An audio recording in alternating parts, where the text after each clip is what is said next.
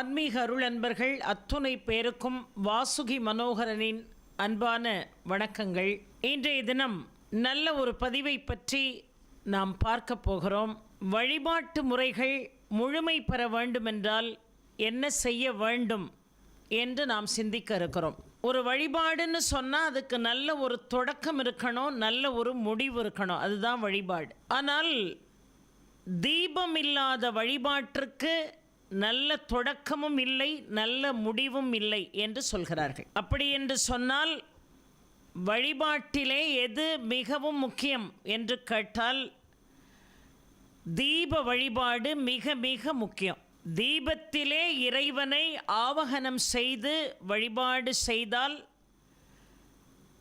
இருள் நீங்கி நம்முடைய வாழ்க்கையிலே ஒளி என்பது பிறக்கும். இறை வழிபாடுன்னு சொன்னாலே கண்டிப்பாக என்ன இருக்கணும்? தீபம் இருக்கணும். அப்பர் சுவாமிகள் அருமையாக சொல்கிறார், ஒரு ஆலயத்தை முதலாவதாக சுத்தமாக என்ன செய்யணும்? கொஞ்சம் கூட குப்பை இல்லாமல் பெருக்கணும். பெருக்கின பிறகு அந்த ஆலயத்தை மிக அருமையாக மெழுக வேண்டும். அதற்கு பிறகு அந்த ஆலயத்தில் இருக்கக்கூடிய இருள் பகுதிகள் நீங்குவதற்கு தீபம் ஏற்றி வழிபாட்டை தொடங்கணும். மலர்கள் கொண்டு அர்ச்சிக்கணும். அதற்கு பிறகு இறைவனை புகழ்ந்து நாவார பாடணும். அதை சொல்கின்ற பொழுது அழகாக சொல்கிறார். அந்த ஆலயத்தை பெருக்கி சுத்தம் செய்கிறோம் பாருங்கள், அதற்கு 1 மடங்கு பலன் என்று சொன்னால் மெழுகினால் 100 மடங்கு பலன், தீபம் ஏற்றினால் 1000 மடங்கு பலன். அதற்கு பிறகு மலர்கள் தூவி சுவாமியை நாவார புகழ்ந்து பாடினால் நமக்கு வாழ்நாள் முழுவதும் எண்ணற்ற பலன்கள் வந்து சேரும் என்று அப்பர் சுவாமிகள் மிக அழகாக சொல்கிறார். இந்த தீபம் எப்போ ஏற்றணும்? எப்போ வேண்டுமானாலும் ஏற்றலாமா அப்படின்னு சில பேர் கேட்கிறார்கள். வீட்டில் பூஜரையில் சுவாமி படத்து முன்னாடி நம்ம தீபம் ஏற்ற போகிறோம் என்று சொன்னால் அதற்கென்று ஒரு நேரம் என்று ஒன்று இருக்கிறது. அந்த நேரம் எது என்று கேட்டால் கண்டிப்பாக நீங்கள் செய்ய வேண்டியது காலையும் மாலையும் 6 மணிக்கு முன்னாடி தீபம் ஏற்றி வழிபாடு செய்யணும். காலையில் மாலையில் வீட்டில் இருக்க முடியல, ஏதோ ஒரு முக்கியமான வேலை என்றாலும் கூட கொஞ்ச நேரமாவது வீட்டை விட்டு நீங்கள் புறப்படுறதுக்கு ஒரு 5 நிமிடத்திற்கு முன்னதாகவாவது கண்டிப்பாக தீபம் ஏற்றி சுவாமிக்கு ஒரு கும்பிடு போடணும். பொதுவாக காலையில் 6 மணிக்கு பிறகு அல்ல, 6 மணிக்கு பிறகு விடிய விடிய கூட உங்கள் வீட்டில் தீபம் எரியலாம். ஆனால் தீபம் ஏற்றக்கூடிய நேரத்தை சொல்கிறேன். காலை 6 மணிக்கு முன்னாடி ஏற்றிடணும், மாலையும் 6 மணிக்கு முன்னாடி வீட்டில் தீபம் ஏற்றணும். அது நமக்கு தெய்வ அனுகிரகத்தை கொண்டு வந்து தருவதோடு மட்டுமல்லாமல் நம் வீட்டில் இருக்கக்கூடிய இருளை விலக்கி ஒளியை ஏற்படுத்தி தீய சக்திகளுடைய ஆதிக்கம் அந்த வீட்டில் இல்லாமல் செய்யும். லக்ஷ்மி கடாட்சமும் ஏற்படும். அதனால தான் ரொம்ப அழகாக நாவுக்கரச பெருமான் பாடுகிறார், இல்லக விளக்கது இருள் கெடுப்பது, சொல்லக விளக்கது ஜோதி உள்ளது, பல்லக விளக்கது பலரும் காண்பது, நல்லக விளக்கது நமசிவாயவே. என்ன ஒரு அருமையான ஒரு வழிபாடு! தீபம் ஏற்றுகின்ற பொழுது இந்த அருமையான பாடலை பாடிக்கொண்டே தீபத்தை ஏற்றணும். இல்லக விளக்கது இருள் கெடுப்பது, சொல்லக விளக்கது ஜோதி உள்ளது. அந்த விளக்கு எல்லா பக்கமும் ஒளியை வீசக்கூடியது. பல்லக விளக்கது பலரும் காண்பது. அந்த விளக்குக்கு என்ன பேர்? அதுதான் நமசிவாயம் என்று பேர் என்று மிக அழகாக பாடினார். ஆக இருள் விலக வேண்டும் என்று சொன்னால், அறியாமை நீங்க வேண்டும் என்று சொன்னால் தீப வழிபாடு மிக மிக அவசியமான வழிபாடு. நாங்கள் வெள்ளிக்கிழமை மட்டும்தாம்மா தீபம் ஏற்றுவோம், நாங்கள் செவ்வாய்க்கிழமை மட்டும்தாம்மா தீபம் ஏற்றுவோம், மற்ற நாள்லாம் சும்மா அப்படி சாமி கும்பிட்டுட்டு வந்துடுவோம். அது அல்ல. தினமும் வீடுன்னு இருந்தால், வாழ்கிற வீடுன்னு இருந்தால் கண்டிப்பாக தீபம் என்பது என்ன செய்யணும்? ஏற்றணும். இந்த தீபத்தில் எத்தனையோ வகைகளை சொன்னார்கள். சித்திர தீபம் என்று சொன்னார்கள், மாலா தீபம் என்று சொன்னார்கள், ஜல தீபம் என்று சொன்னார்கள், படகு தீபம் என்று சொன்னார்கள், சர்வ தீபம் என்று ஒரு தீபத்தை ஏற்றினார்கள், மோட்ச தீபம், லட்ச தீபம், கோடி தீபம், மாவிளக்கு தீபம், இப்படி எத்தனையோ வகையான தீப வழிபாடுகள் இருக்கிறது. சித்திர தீபம் என்று சொன்னால் அந்த காலத்தில் வாசலில் மா கோலம் போடுவார்கள். இப்போ மாதிரி கல் பொடியை வச்சு கோலம் போடுற பழக்கம் ஒரு காலத்தில் கிடையாது. அது அடுப்படியாக இருந்தாலும் சரி, தலைவாசலாக இருந்தாலும் சரி, மாக்கோலம் போட்டு தான் காரியத்தையே, வீட்டினுடைய மற்ற செயல்களையே அவர்கள் என்ன செய்தார்கள், ஆரம்பித்தார்கள் என்று பார்க்கிறோம்.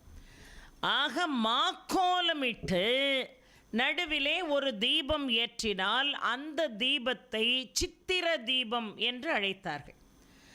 மாலா தீபம் என்று சொன்னால் அடுக்கு தீபம், அடுக்கடுக்காக சில வீட்டில் விளக்கு வச்சு தீபம் ஏற்றுவார்கள், ஆலயங்கள்லாம் உண்டு, அது அடுக்கு தீபம் என்று பெயர். ஜல தீபம் என்று ஏற்றினார்கள். ஆடிப்பெருக்கு அன்று ஆற்றுல போய் தீபத்தை அனுப்பக்கூடிய பழக்கம் காலாகாலமாக இருக்கு. ஜல தீபம் என்று பெயர். படகு தீபம் என்று சொன்னால் வாழை மட்டையை எடுத்து இப்படி அருமையாக கட்டி அந்த வாழை மட்டைக்கு நடுவில் தீபம் வைத்து அதை தண்ணீரில் அனுப்புவது. அது அப்படியே மெதுவாக இப்படி என்ன செய்யும், அப்படியே தத்தளித்து ஆடிக்கொண்டே இந்த தீபம் செல்லும். அதைத்தான் படகு தீபம் என்று சொன்னார்கள். சர்வ தீபம் என்று சொன்னால் ஒரு ஆலயத்தினுடைய அனைத்து பகுதிகளிலையும் தீபம் இருக்கும். இந்த மாதிரி தீபம் கார்த்திகையில் வீட்லையும் நம்ம ஏற்றுறோம். ஆக அதற்கு சர்வ தீபம் என்று பெயர். சர்வாலய தீபம் என்று சொன்னால் நம்ம ஊருக்குள்ளே ஒரு 20 கோயில் இருக்குன்னு வைங்க, அந்த கோயில் அத்தனையிலையும் போய் தீபம் ஏற்றினா என்ன புண்ணியம் கிடைக்குமோ அந்த புண்ணியம் கார்த்திகை மாதம் பௌர்ணமியில் வருகிறது பாருங்கள், கார்த்திகை தீபம். அப்போ அந்த தீபத்தை ஏற்றினால் எங்கே கொண்டு போய் ஏற்றணும், சிவாலயத்தில் கொண்டு போய் ஏற்றணும். கார்த்திகை பௌர்ணமி மாதம் நாம் வழிபடக்கூடிய கார்த்திகை தீபத்தன்று சிவனாலயத்திலே சென்று அந்த தீபத்தை நாம் ஏற்றினோம் என்று சொன்னால் அதற்கு சர்வாலய தீபம் என்று பெயர்.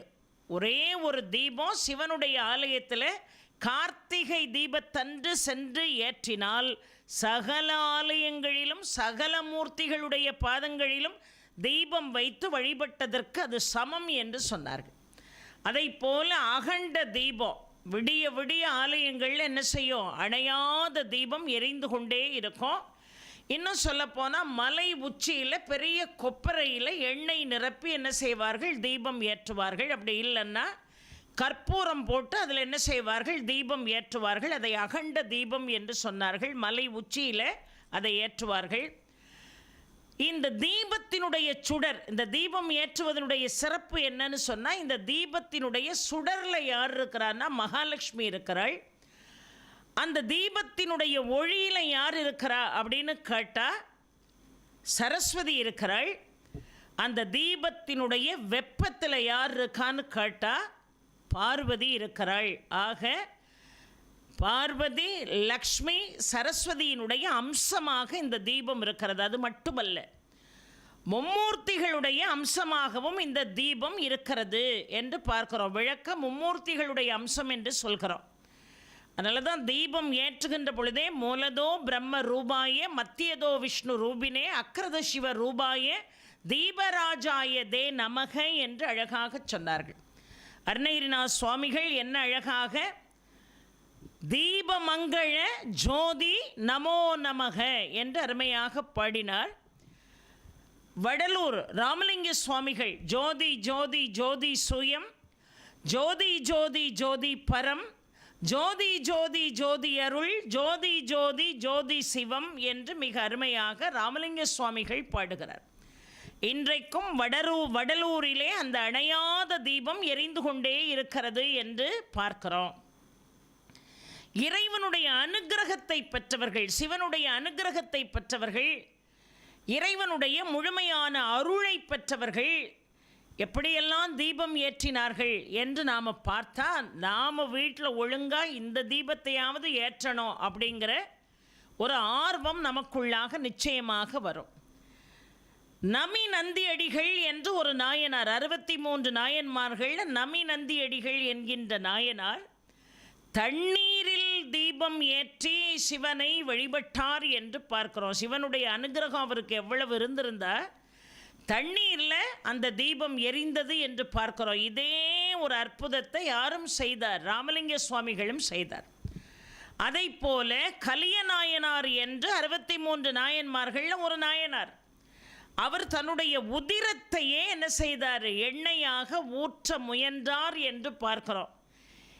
திருவிளக்கு ஏற்றுவது தான் இறை வழிபாட்டில் சால சிறந்தது என்று விளக்கேற்றக்கூடிய அவருக்கு இறைவன் சோதிக்க வேண்டும் என்று நினைத்து எண்ணெயே கிடைக்காத பட்சத்தில் என்ன செய்தாராம் கலிய நாயனார், தன்னுடைய கழுத்தை அறுத்து அதிலிருந்து பீரிட்ட இரத்தத்தை எடுத்து தீபம் ஏற்ற வேண்டும் என்று நினைத்தாராம். அப்போ அந்த அளவுக்கு தீப வழிபாட்டிற்கு ஒரு சிறப்பு இருக்கிறது. அந்த நேரத்தில் இறைவன் சிவன் ஓடோடி வந்து அவர்களை ஆட்கொண்டான் என்று பார்க்கிறோம். ஆக இந்த விளக்கேற்றினால் நமக்கு என்ன கிடைக்கும், இருளெல்லாம் அகன்று போகும், அஞ்ஞான இருள் நீங்கி மெஞ்ஞானம் ஏற்படும், இறைவனை நாம் என்ன செய்வோம், அடைவதற்கு அது ஒரு உறுதுணையாக இருக்கும் என்று பார்க்கிறோம். சரி, இந்த தீபம் எப்படி ஏற்றுறது அப்படின்னு கேட்டால், வீடாக இருந்தால் 3 தீபம் ஏற்றலாம். நீங்கள் ஒரு தீபத்திலிருந்து வசதி இருந்தால் எத்தனை தீபம் வேண்டுமானாலும் நீங்கள் ஏற்றலாம். ஆனால் கண்டிப்பாக 3 திசைகளை நோக்கி வீட்டில் தீபம் எரியணும். ஒன்று கிழக்கு, இன்னொன்று மேற்கு, இன்னொன்று வடக்கு.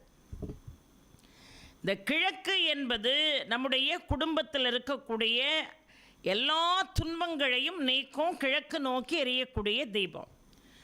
மேற்கு நோக்கி எரியக்கூடிய தீபம் மனையடி சாஸ்திரத்தில் ஏதாவது குறைபாடுகள் நம்முடைய வீட்டிலே இருக்குமேயானால் அந்த குறைபாடுகள் முழுவதும் என்ன செய்யும், நீங்கி போகும் என்று பார்க்கிறோம். வாஸ்து என்று இன்றைக்கு சொல்லவில்லை, எத்தனையோ ஆண்டுகளுக்கு முன்னதாகவே இந்த மனையடி சாஸ்திரம் இருக்கிறது. இதை நம்புபவர்கள் எல்லா இடத்துலையும் இருக்கிறார்கள். ஆக மனையடி சாஸ்திரம் சரியாக இல்லை என்று சொன்னால் அதை புதுப்பித்து கொண்டே இருக்க வேண்டும் என்கின்ற அவசியம் இல்லை. ஏன்னா புதுப்பிப்பதற்கு கையில் காசு வேணும். ஆனால் அதற்கு பதிலாக லக்ஷ்மியினுடைய திசையாக இருக்கக்கூடிய மேற்கு திசை நோக்கி ஒரு தீபம் ஏற்றி வழிபட்டோம் என்று சொன்னால் மனையடியில் உள்ள குறைபாடுகள் முழுமையாக நீங்கி போகும். வடக்கு நோக்கி ஒரு தீபம் ஏற்றுகிறோம் என்று சொன்னால் அது குறிப்பாக குழந்தைகளுடைய எதிர்காலத்துக்கு, அவர்களுடைய கல்விக்கு, அதே நேரம் செல்வ செழிப்பு வேண்டும் என்று சொன்னால் வடக்கு நோக்கி வீட்டில் கண்டிப்பாக தீபம் எரியணும்.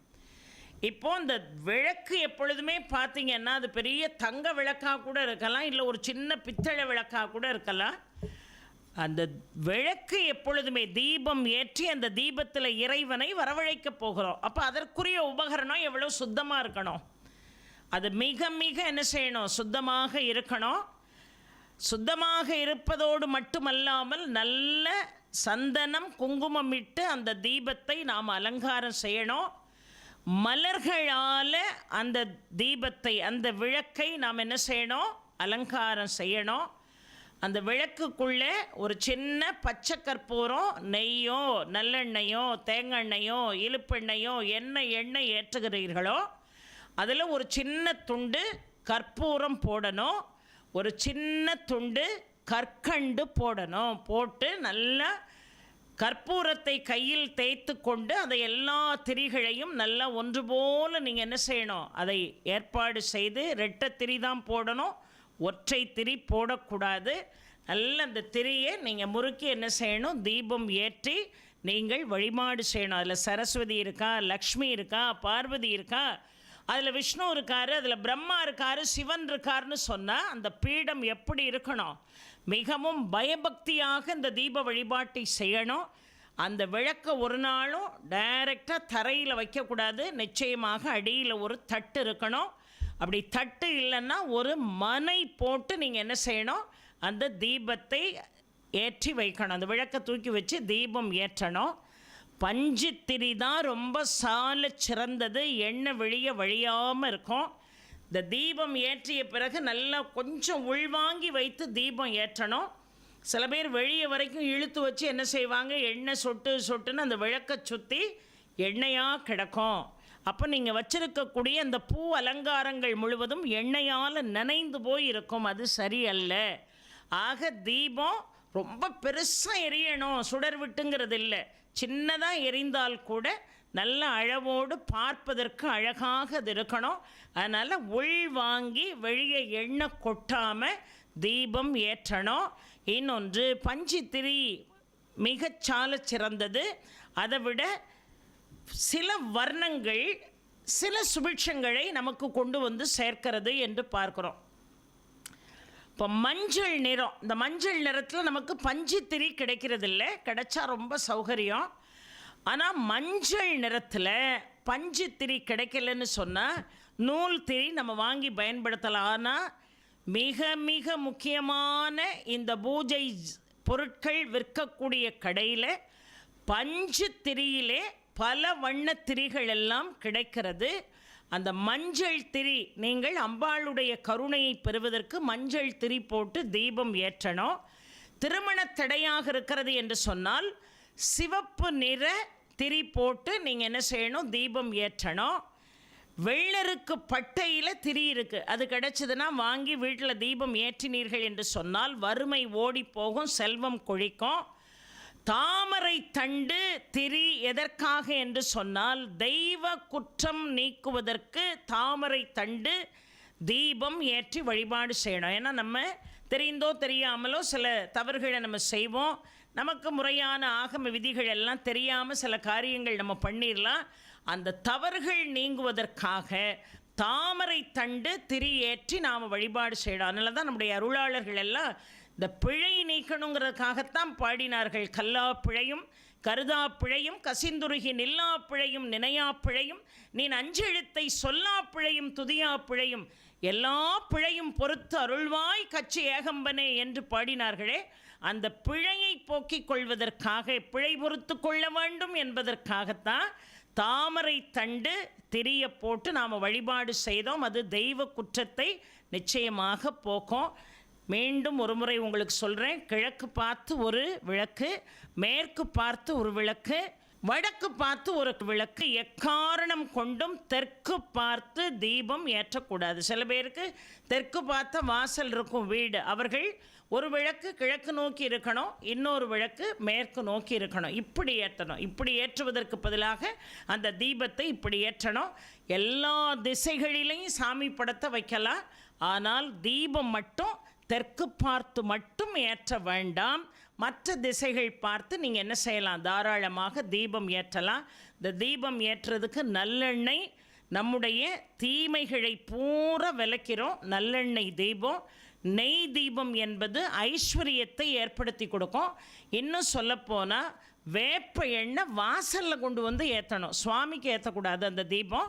வாசலில் கொண்டு வந்து அந்த வேப்பெண்ணெய் தீபத்தை நீங்கள் ஏற்றினீர்கள் என்று சொன்னால் எப்பேற்பட்ட தீய சக்திகள் வீட்டுக்குள்ளே நுழையணும்னு முயற்சி செய்தாலும் சரி, வீட்டுக்குள்ள தீய சக்திகள் நுழையும்படியாக சில பேருடைய காரியங்கள் நமக்கு எதிராக செயல்பட்டாலும் சரி, அந்த வேப்பெண்ணெய் தீபம் உங்களுக்கு வரக்கூடிய துன்பங்களை நீக்கிறோம்.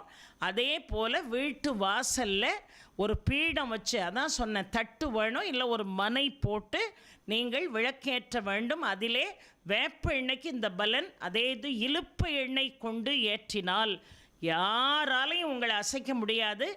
எந்த எதிரி தொல்லைகளும் உங்களை வந்து சேர்வதற்கு வாய்ப்பு என்பதில்லை. வீட்டுக்குள்ளே சுவாமிக்கு தீபம் ஏற்றுகின்ற பொழுது நெய், நல்லெண்ணெய், தேங்காய் எண்ணெய், இலுப்பெண்ணெய், விளக்கெண்ணெய்னு இந்த 5 எண்ணெயும் கூட்டாக சேர்த்து நீங்கள் தீபம் ஏற்றி திருமண தடை போவதற்கு சிவப்பு நூல் திரையும், அம்பாளுடைய அனுகிரகத்தை பெறுவதற்கு மஞ்சள் நூல் திரையும் போட்டு நீங்கள் வழிபாடு செய்தீர்கள் என்று சொன்னால் பலன் நிச்சயமாக உண்டு. வெள்ளருக்கும் பட்டைக்கும் அவ்வளவு சக்தி இருக்கிறது. தாமரை தண்டு தெய்வ குற்றத்தை நீக்குகிறது என்று நாம் பார்க்குறோம். அந்த காலத்தில் பார்த்திங்கன்னா வீட்டு வாசலில் கோலம் போட்டு, அந்த கோலம் போட்ட இடத்துல 5 தீபங்கள் ஏற்றுவாங்க. அந்த காலத்தில் வீட்டு வாசலில் திண்ணை கண்டிப்பாக இருக்கும். அந்த திண்ணை மேலே 4 தீபங்கள் ஏற்றுவாங்க. வீட்டுக்குள்ளே மாடம் இல்லாமல் அந்த காலத்தில் ஒரு வீடும் இருக்காது. அந்த மாடத்தில் ஒரு பெரிய விளக்கு, பக்கத்தில் ஒரு சின்ன துணை விளக்காக மாடத்தில் 2 தீபம் ஏற்றுவார்கள். வீட்டுக்குள்ளே பூஜை அறையில் போய் 2 தீபம் ஏற்றுவார்கள். ஒன்று கிழக்கு பார்த்து, இன்னொன்று மேற்கு பார்த்து அந்த காலத்தில் ஏற்றுவாங்க. இத்தனை தீபங்கள் ஒரு காலத்தில் நம்முடைய பெரியோர்களால் அது நமக்கு வழிகாட்டப்பட்டு ஏற்றப்பட்டது. ஆனால் இன்றைக்கி அதெல்லாம் கொஞ்சம் கொஞ்சமாக மாறி கார்த்திகையில் மட்டும் என்ன செய்கிறோம்? தீபம் ஏற்றுறோம். எல்லார் வீட்டு வாசலும் பிரகாசமாக இருக்குது, நம்ம வீடு மட்டும் இப்படி இருண்டு போய் கிடக்கக்கூடாதுன்னு அன்னைக்கு என்ன செய்கிறோம்? தீபம் ஏற்றுகிறோம். இந்த தீபத்தினுடைய ஒளி பல பிரச்சனைகளை உங்களுக்கு நீக்கிறோம். வீடே பிரகாசமாக இருக்கணும். அப்படி இருந்ததுன்னு சொன்னால் நிச்சயமாக வாழ்க்கையில் சுபிட்சம் உண்டு. அதனால தான் சொல்லுவாங்க ரொம்ப அழகாக, விளக்கெறிஞ்சு கெட்டு போனவன் இந்த உலகத்தில் கிடையவே கிடையாதுன்னு சொன்னாங்க. அதை போல் உப்பு என்பது மகாலட்சுமியினுடைய அம்சம் என்று பல இடங்களில் நான் உங்களுக்கு சொல்லியிருக்கேன். தீராத கடன் தீரணும்னு சொன்னால் அந்த வெள்ளிக்கிழமையில் வரக்கூடிய சுக்கரஹோரையில் மகாலட்சுமியை நினைத்து நீங்கள் சங்கு ஒன்று வாங்கி வச்சு, வலம்புரி சங்காக இருந்தால் ரொம்ப விசேஷம். அதுக்காக இடம்புரி சங்கு விசேஷம் இல்லைங்கிறதெல்லாம் சத்தியமாக கிடையாது. சங்கே யாருடைய அம்சம்? லக்ஷ்மியினுடைய அம்சம். அந்த சங்குக்குள்ளே நல்ல அருமையாக கல் உப்பை நீங்கள் பரப்பி, அந்த கல் உப்புக்கு மேலே ஒரு சின்ன ஒரு தீபம் நீங்கள் ஏற்றலாம். அப்படி இல்லைன்னு சொன்னால் சங்கிலே நீங்கள் என்ன செய்யலாம்? 2 கல் உப்பை போட்டு, இல்லைன்னா 2 கல்கண்டை போட்டு நெய் அந்த சங்குக்குள்ளே ஊற்றி, அதுக்குன்னே பிரத்யேகமாக ஒரு சங்கு வச்சுருங்க. அந்த சங்கு எடுத்து லக்ஷ்மி முன்னாடி வச்சு நீங்கள் சங்கு தீபம் சுக்கிரஹோரையில் ஏற்றி வழிபாடு செய்தாலும் மிகப்பெரிய புண்ணியம் வரும். சனியினுடைய கொடுமை நீங்குவதற்கு, சனி பிரீத்தி உங்களுக்கு சனி சரியில்லை அப்படின்னு சொல்கிறாங்கன்னு வைங்க ஜோதிடர்கள், நீங்கள் அந்த சனிக்கிழமை தோறும் சனி பகவானை நினச்சி வீட்டில் இரும்பு தீபம் ஏற்றணும். இரும்பு விளக்கில் தீபம் ஏற்றணும். இப்போ எவர் சில்வர் விளக்கு கூட நம்ம எங்கேயும் ஏற்றி நம்ம பார்த்ததில்லை. ஆனால் சனினால் நமக்கு ஒரு பிரச்சனைன்னா ஒரு சின்ன எவர் சில்வர் விளக்கு வாங்கிட்டு வந்து, ஏன்னா எவர் சில்வர் தான் இரும்பு, ஒரு சின்ன எவர் சில்வர் விளக்கு வாங்கிட்டு வந்து நீங்கள் தாராளமாக தீபம் ஏற்றலாம். இல்லை இரும்புலே உங்களுக்கு தீபம் விளக்கு கிடச்சிதுன்னு சொன்னால் நீங்கள் அதில் நல்லெண்ணெய் ஊற்றி நீங்கள் என்ன செய்யணும்? தீபம் ஏற்ற வேண்டும். சனியினுடைய கொடுமையிலிருந்து நாம் நிச்சயமாக விலக முடியும். ஒரே ஒரு சூட்சமாக சொல்கிறேன். கார்த்திகை மாதம் வரப்போகுது, அதுக்கு அடுத்தாப்பில் மார்கழி வரப்போகுது. எப்பொழுதுமே கார்த்திகை தீபத்தன்று மட்டும், பௌர்ணமியில் மட்டும்தான் வீடு பூரா விளக்கு வைப்போம் அப்படிங்கிறது இல்லை. நாள் முழுதும் வைக்கலாம். அதாவது கார்த்திகை மாதம் முழுதுமே வைக்கலாம்.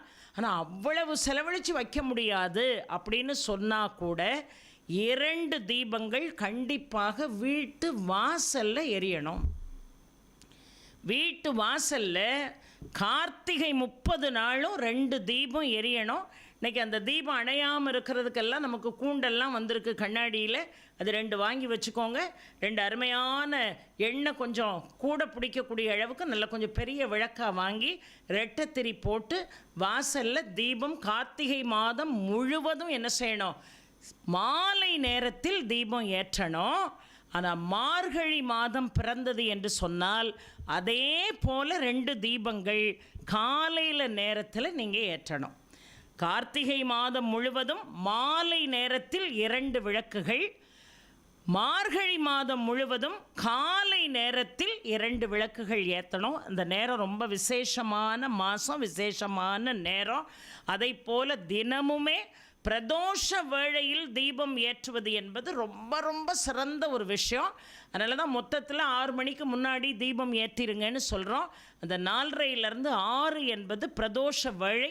அந்த வேளையில் தீபம் ஏற்றுவது என்பது ரொம்ப ரொம்ப சிறப்பு. இன்னொன்று, தீபத்தை நன்றாக, அந்த விளக்கை நன்றாக அலங்காரம் செய்து தீபம் ஏற்றி சுவாமி அதில் ஆவகனம் செய்கின்ற காரணத்தினால அந்த விளக்கை சுற்றி தாமரை மலர்களால் அதை அலங்கரித்து குங்குமார்ச்சனை செய்தீர்கள், திருவிளக்கு பூஜை செய்தீர்கள் என்று சொன்னால் சகல சௌபாகியங்களும் வந்து வாழ்வில் மனதில் இருக்கக்கூடிய இருள் அத்தனையும் நீங்கி, அஞ்ஞானம் நீங்கி மெஞ்ஞானம் பெற்று மேலுலகம், அதாவது முக்தி அடையக்கூடிய பாக்கியத்தை இறைவன் நமக்கு நிச்சயமாக தருவான் என்று பார்க்கிறோம். இந்த விளக்கு பூஜை செய்யும் போது கண்டிப்பாக கொஞ்சம் போல சக்கரை பொங்கல், அப்படி இல்லைன்னா பால் பாயாசம் வைத்து நாம் தாராளமாக விளக்கு பூஜை செய்யலாம். ரொம்ப விசேஷமான அதாவது எத்தனையோ இடங்களில் வெற்றிலை தீபம் சொல்லியிருக்கேன், சங்கு தீபம் இப்போ சொல்லியிருக்கேன். அதை போல் இந்த மாவிளக்கு தீபம் நம்ம யாரும் என்ன செய்திருக்க மாட்டோம், மறந்திருக்கவே மாட்டோம்.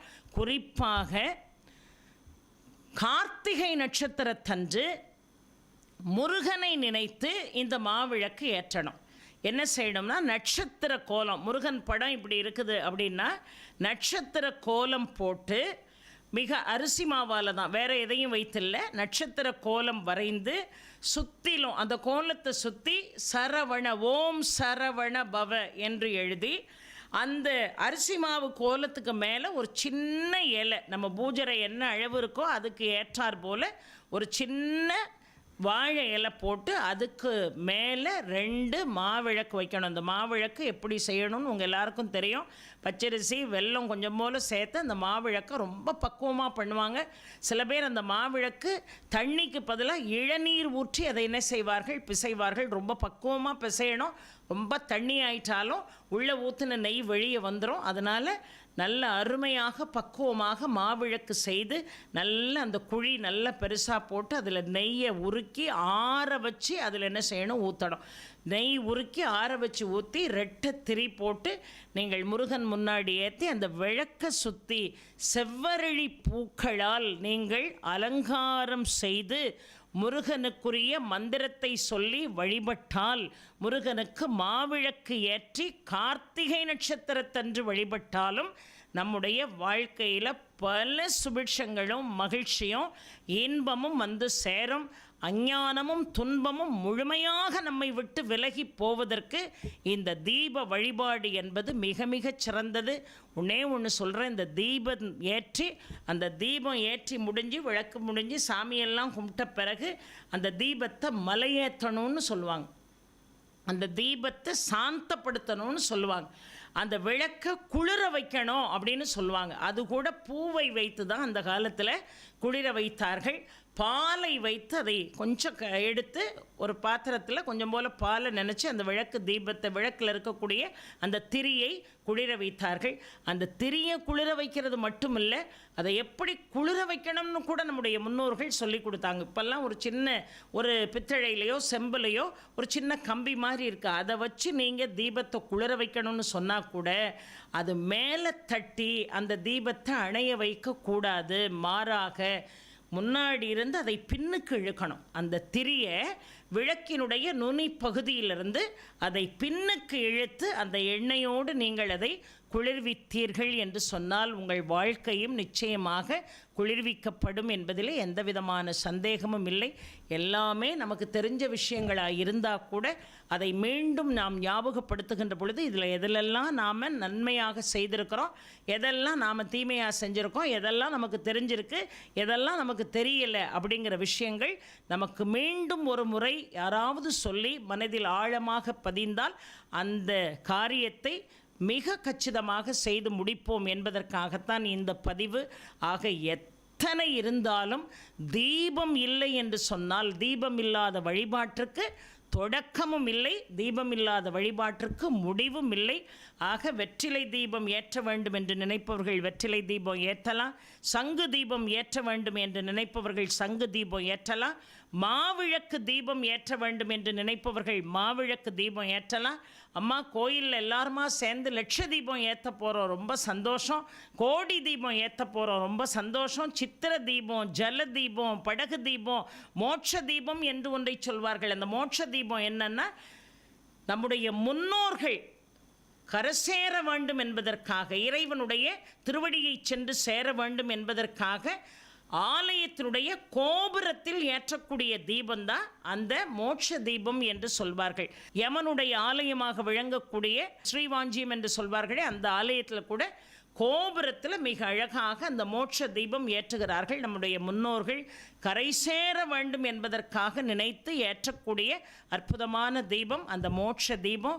ஆக சர்வாலய தீபம், அகண்ட தீபம், சர்வ தீபம், மோட்ச தீபம், லட்ச தீபம், இதெல்லாம் ஆலயங்களில் ஏற்றக்கூடிய தீபமாக இருந்தாலும் வீட்டில் நாம் நம்முடைய சக்திக்கு ஏற்றார் போல நாம் தீபம் கண்டிப்பாக ஏற்றி அந்த ஒளியிலே இறைவனை ஆவகனம் செய்து நாம் வழிபாடு செய்தோம் என்று சொன்னால் நம் மன இருளும் நீங்கி போகும், இந்த புத்தியில் இருக்கக்கூடிய மந்தமும் நீங்கி போகும்.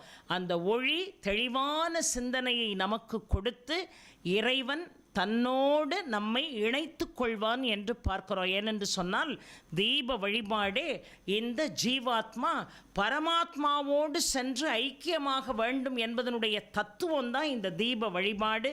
அந்த தத்துவத்தை பெறுவதற்கு தீப வழிபாட்டை நாம் செய்வோம். மகிழ்ச்சியாக இறைவனுடைய திருவடியை சென்று நாம் சேரணும், மகிழ்ச்சியாக போய் சேரணும். எந்த விதமான சங்கடங்களும் இல்லாமல் இறைவனுடைய பாதங்களை பற்ற வேண்டும், இறைவனுடைய திருவடியை சேர வேண்டும். வாழ்நாள் முழுவதும் துன்பம் இல்லாமல் மன அமைதியும் நிம்மதியும் பெற வேண்டும் என்று சொன்னால் அதற்கு உங்களுக்கு கை கொடுப்பது தீப வழிபாடு. ஆக வாழ்வில் ஒளியூட்டக்கூடிய தீப வழிபாட்டை செய்து இறைவனுடைய அனுகிரகத்தை பெறுவோம் என்பதை செய்தியாக சொல்லி இந்த அருமையான பதிவிலே உங்களை சந்திப்பதற்கு இறைவன் ஒரு வாய்ப்பு கொடுத்தான். அதற்கு இறைவனுக்கு நான் நன்றி சொல்லி, உண்மையாகவே என்னுடைய பதிவுகள் உங்களுக்கு மன நிறைவை தருகிறது என்று சொன்னால் இந்த அருமையான வாசுகி மனோகரன் என்கின்ற யூடியூப் சேனலை நீங்கள் எல்லாரும் சப்ஸ்கிரைப் பண்ணுங்கள். உங்களுடைய தோழர்கள் தோழிகளுக்கெல்லாம் நீங்கள் அதை அனுப்புங்க. எல்லாருக்கும் நல்ல செய்தியை பரப்பினோம் என்று சொன்னால் அதுவே நமக்கு ஒரு மன நிம்மதி என்று பார்க்கிறோம். ஆக நீங்களும் நல்லதை கேட்டு மற்றவர்களையும் கேட்க வைக்கக்கூடிய பணியை செய்யுங்கள் என்பதை தாழ்மையோடு சொல்லி மீண்டும் ஒரு நல்ல பதிவிலே உங்களை நான் சந்திக்கிறேன். அதுவரைக்கும் உங்களிடமிருந்து விடைபெறுவது உங்கள் வாசுகி மனோகரன். நன்றி, வணக்கம்.